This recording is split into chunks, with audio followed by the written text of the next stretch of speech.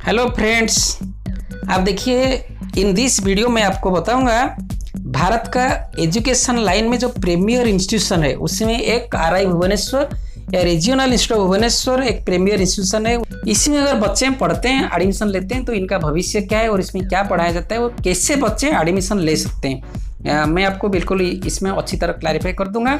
आप देखिए, पहले एनसीईआरटी आप सभी जानते हैं, राष्ट्रीय शैक्षिक अनुसंधान और प्रशिक्षण परिषद, national council of education research and training जो दिल्ली में है, उसके बारे में हम थोड़ा डिस्कस करते हैं। वो क्या है, उसका जो national council of education research and training Delhi में है, उसका मेन एम क्या था ना। 1961 में ये भारत सरकार ने इसको बनाए थे। ये स्कूल एजुकेशन में जो क्वालिटी कैसे इंप्रूव होगा और जो प्रोग्राम पॉलिसी भारत में इंप्लीमेंट होगा to enhance the quality of education in school education, ये सारे डिसाइड करेंगे। This is the nodal agency, आप समझ लेना, एनसीईआरटी।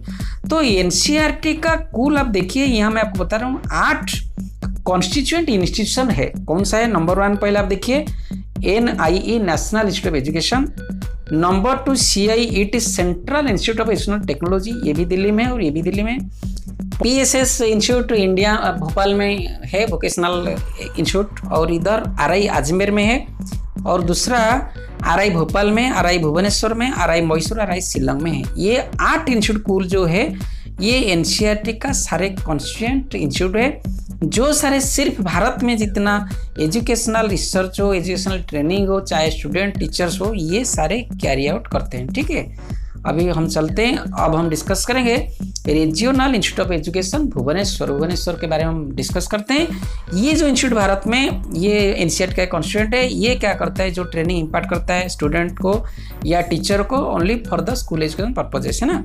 तो ये जो इंस्टीट्यूट है भुवनेश्वर का सेंटर में सिचुएटेड है, यानी भुवनेश्वर का जो अच्छा हाई प्रोफाइल एरिया उसमें इसका बेस है। और आप देखिए ये इसका मेन ब्लॉक है, ये मेन ब्लॉक, और दूसरा हो गया ये इसका हॉस्टल है, और ये इसका एकेडमिक ब्लॉक है। देखिए रीजनल इंस्टीट्यूट ऑफ एजुकेशन एक constitute unit of NCERT new Delhi, तो ये पहले ऊपर हेडिंग में लिखा हुआ है।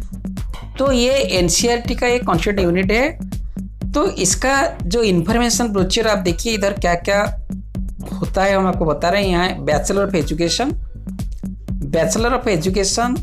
With BA, bachelor of with BSc, यानी इंटीग्रेटेड बीएड दिया जाता है, जैसे BA बीएड और BSc बीएड, और बैचलर ऑफ एजुकेशन भी दिया जाता है। ठीक है, आगे चलते हैं। अभी इसका अगर BSc बीएड के बारे में हम डिस्कस करते हैं, पहले इंट्रोडक्शन हम थोड़ा सा पढ़ते हैं। The national council of educational research and training NCERT is an autonomous organisation set up in 1961 by government of India to assist and advise the central and state governments in policy and programs for qualitative improvement school education।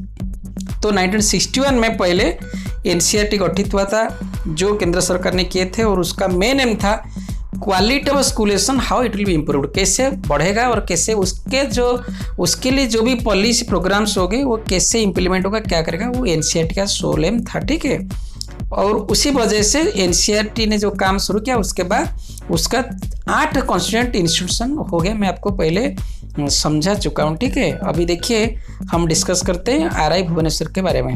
The regional institutes of education Bhubaneswar caters to the educational needs of the eastern region of the country, comprising the states of Arunachal Pradesh number 1, Assam 2, Bihar 3, Jharkhand 4, Manipur 5, Meghalaya 6, Mizoram 7, Nagaland 8, Odisha 9, Sikkim 10, Tripura 11, West Bengal 12 and UT of Andaman and Nicobar Island 13। तो ये जो states हो गए सारे, इन्हीं का बच्चे यहाँ से स्टूडेंट्स यहाँ पढ़ सकते हैं और कोई नहीं पढ़ सकता है। और programmes of in RI Bhubaneswar affiliated to Utkal University Bhubaneswar, ये जो प्रोग्राम्स यहाँ दिया जाता है ये सारे उत्कल यूनिवर्सिटी भुवनेश्वर के साथ एफिलिएटेड है and recognised by NCERT national council of teacher education. ठीक है, admission to BSc programme RI is restricted to candidates having domicile of the state, ये जो स्टेट में उनका अगर घर होगा, जो हमने ऊपर अभी बताया, वही लोग यहाँ पढ़ सकते हैं और कोई नहीं पढ़ सकता है। Number of seats available in RI Bhubaneswar for admission to BSc BEd programme is 100। यहाँ कितना सीट है कुल BSc बीएड के लिए? 100 सीट है, जिससे 50 फिजिकल साइंस और 50 बायोलॉजिकल साइंस PCM, और CBZ के लिए 50-50 है।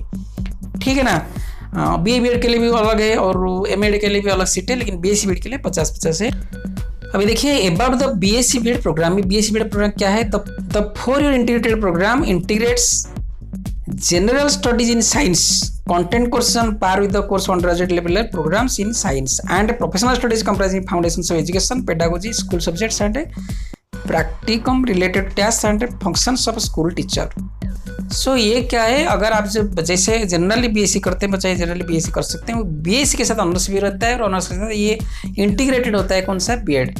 तो बच्चा क्या करता है, जब यहाँ से पढ़ के जाता है तो वो सारा कुछ एग्जाम दे ही सकता है। जैसे बीएससी के बाद वो एमएससी कर सकता है, एमएससी एमएड भी कर सकता है, या कोई OPSC UPSC public service commission exam भी दे सकता है। उसके बाद अगर ये बीएससी बीएड या बीए बीएड इंटीग्रेटेड कर लिया बच्चा, तो उसको बहुत जितना टीचर्स जब इंडिया में है सारे स्कूल्स के लेवल में हो या यहाँ ये सारे इंस्टीट्यूट में अगर उसने पीजी कर लिया, पोस्ट ग्रेजुएट के बाद पीएचडी कर लिया, तो he can get job as a faculty also in this institution, और फैकल्टी होने के बाद एजुकेशन रिसर्च में भी वो उसको पोस्ट मिल सकता है, डायरेक्टर लेवल पे जा सकता है। दूसरा बात है ये भी जैसे ओईएस दे सकते हैं, यानी जैसे स्टेट का जो एजुकेशन सर्विस होता है उसमें देते हैं, बीओ डीओ और भी कोई पोस्ट हो उसको वो पा सकता है। तो यहाँ कैरियर ब्राइटनेस इज देयर, तो कैरियर बहुत अच्छा बन जाएगा अगर बच्चा ने अच्छा परसेंटेज रखा है, कैरियर में अच्छा नंबर रखा है तो उसको मिल जाएगा। तो यहाँ सबसे कैसे एडमिशन लेगा मैं आपको बता रहा हूँ। अभी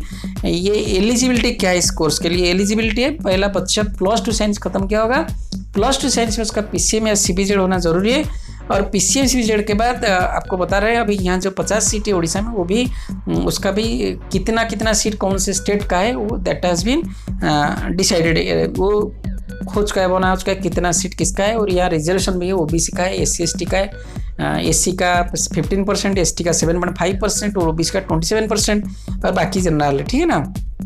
तो ये जो बीएससी बीएड कोर्स अब देखिए मैं बता रहा था पीसीएम सीबीजेड, तो बच्चे को क्या करना है, +2 साइंस कंप्लीट करना है। तो +2 साइंस कंप्लीट करने के बाद तभी वो अप्लाई कर सकता है किसके लिए, इस कॉलेज के लिए। आप एडमिशन के लिए पहले ही हैज टू अटेंड और सी हैज टू अटेंड सीईई यानी कॉमन एंट्रेंस एग्जामिनेशन, जो कि सारा भारत में एक बार होता है, 1 साल में एक बार होता है, और उसमें ये बच्चे पार्टिसिपेट कर सकते हैं, ठीक है ना। यहाँ जो रिजर्वेशन आप देखिए SC 15% में आपको बता रहा था अभी, SC 15, ST 7%, OBC 27, PWD 5% और बाकी जनरल, ठीक है ना। तो ये जो होता है एग्जाम CE 2000 सी हर साल होता है, CA में बच्चे अगर क्वालिफाई करता है तो वो सिलेक्शन होकर एडमिशन कर सकता है। अभी यहाँ देखिए hostel facilities for boys and girls available, और इसका जो अदर जनरल इन्फॉर्मेशन से अभी देखिए क्या होता है ना, बच्चे जो जनरल ओबीसी होते हैं वो 1000 देते हैं एप्लीकेशन फॉर्म के लिए, और SC ST और PWD 500 रुपया देते हैं। और ज़्यादा इसके लिए जानने के लिए ये nc.ncr.gov.in वेबसाइट में सारा कुछ आपको ये मिल जाएगा, ठीक है ना। अब हम बताते हैं आपको ये जो एंट्रेंस होती है, ये एंट्रेंस में बच्चा को क्या क्या या स्टूडेंट को क्या क्या पढ़ना पड़ता है या क्या क्या देना पड़ता है मैं आपको बता रहा हूँ। अभी आप देखिए areas for common entrance examination separate question will be prepared for the following groups. यहाँ 3 ग्रुप होता है। पहला ग्रुप है उसको कहते हैं BSc BEd, BA BEd, MSc education, Mysore में है, ये 3 तरह के होते हैं। ग्रुप बी में बीएड सिर्फ होता है, ग्रुप सी में एमएड सिर्फ होती है, ठीक है ना। आप देखिए level of question paper will be as follows. Level क्या है क्वेश्चन पेपर का, ग्रुप ए जो बच्चे हैं उनका क्या है, the level of question should be such as it is only the higher secondary standard, यानी +2 लेवल का ही होगा क्वेश्चंस। और ग्रुप बी का उनका ग्रेजुएशन लेवल का हो, जो सिर्फ बीएड में अप्लाई करना चाहते हैं, एडमिशन करना चाहते हैं। और ग्रुप सी में जो एमएड करना चाहते हैं उनका ग्रेजुएशन विथ प्रोफेशनल यानी बीएड के साथ बीएससी का या बीए का भी उनको एक क्वेश्चन पूछा जाएगा, ठीक है ना। इनका जो क्वेश्चन है आप देखिए क्या है, for all the groups areas to be covered, कौन सा किसके ऊपर एग्जाम क्वेश्चन पूछा जाएंगे। नंबर 1 आप देखिए लैंग्वेज प्रोफिशिएंसी, दूसरा टीचिंग एप्टीट्यूड, और एप्टीट्यूड तीसरा रीजनिंग एबिलिटी। आप देखिए इसका नंबर क्या क्या है, आउट ऑफ 80 टोटल 80 क्वेश्चन पूछा जाएगा। Language proficiency in English 20 question, language proficiency सिर्फ इंग्लिश में देखा जाएगा, और 20 क्वेश्चन पूछा जाएंगे। टीचिंग एप्टीट्यूड और aptitude 30 question and reasoning ability 30 question पूछा जाएगा, 30 क्वेश्चन पूछे जाएंगे, ठीक है। और medium of English only English और हिंदी में हो सकता है। उसके बाद नंबर ऑफ टेस्ट आइटम्स 80 में आपको बता दीजिए 80 क्वेश्चन, और टाइम 120 मिनट 2 घंटे। नंबर ऑफ टेस्ट बोले एक ही टेस्ट बुकलेट दिया जाएगा ईच स्टूडेंट को। Correct answer carry 2 marks and each negative wrong answer carry 0.5 negative marks and on attempted question carried 0 marks. ठीक है, 2 मार्क अगर ठीक हो गया आपका, 2 मार्क गलत हो गया -0.5, और अगर आपने अटेंड नहीं किया तो कोई आंसर कुछ मार्क्स आपको मिलेंगे नहीं। ठीक है ना। तो ये हो गया सिलेबस, ये दे रखा है। आप देखिए सिलेबस क्या होता है, बिल्कुल हर वक्त ये ऐसे ही नहीं रहता है, कभी चेंज होता है। तो जब आप बच्चों को इसमें एडमिशन कराने चाहेंगे, सीई को एंट्रेंस को एडमिशन करना चाहेगा, तो उसी साल का जो इन्फॉर्मेशन पूछिए और आपको डाउनलोड करना पड़ेगा और आपको देखना पड़ेगा क्या क्या इसमें इनका सिलेबस है। सिलेबस भी कभी कभी थोड़ा सा इसमें चेंज होता है। ठीक है ना। तो ये हो गया इसका तीनों का। ठीक है, तो उसके बाद रिजल्ट सब कॉमन एंट्रेंस एग्जाम जैसे ही बच्चे तो लोग दे देंगे, स्टूडेंट एग्जाम दे देंगे, उसके बाद रिजल्ट डिक्लेयर होता है, रैंक कार्ड प्रिपेयर होता है, उसके हिसाब से हर स्टेट का जो कोटा है उतने नंबर को बच्चों को मेरिट लिस्ट में दिया जाता है और काउंसिलिंग और एडमिशन होता है। ठीक है ना। स्कॉलरशिप भी आप देखिए, all SC and ST students and 50% of remaining students will be awarded scholarship as per NCERT rules on submission of parents income certificate. Parent का इनकम सर्टिफिकेट डिपॉजिट करने के बाद 50% बच्चों जो मेरिट लिस्ट में होंगे उनको दिया जाएगा, फिर स्कॉलरशिप दिया जाएगा और SC ST सभी स्कॉलरशिप पाएंगे। ठीक है ना।